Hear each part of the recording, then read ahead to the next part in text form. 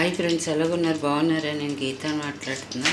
నాకు సబ్స్క్రైబ్ చేయండి, లైక్ చేయండి, కామెంట్స్ పెట్టండి.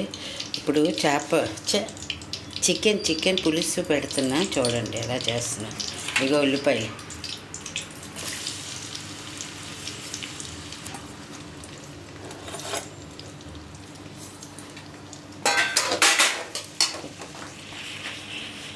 ఉల్లిపాయలు బ్రౌన్ కలర్లో రావాలి.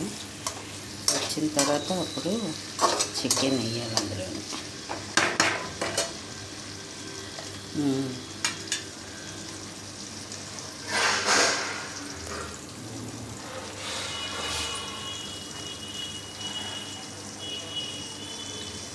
ఇందులో కారం, అందులో ఉప్పు, పచ్చిమిరపకాయలు, చింతపండును టమాటీ పులుసు రెండు కలిపేసి పులుసు. ఇది చికెన్.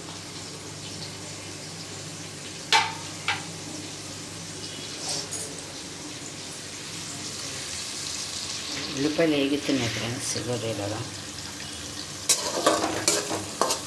వేడి వేడి అలా అన్నంలో వేసుకుంటే చాలా బాగుంటుంది పులుసు.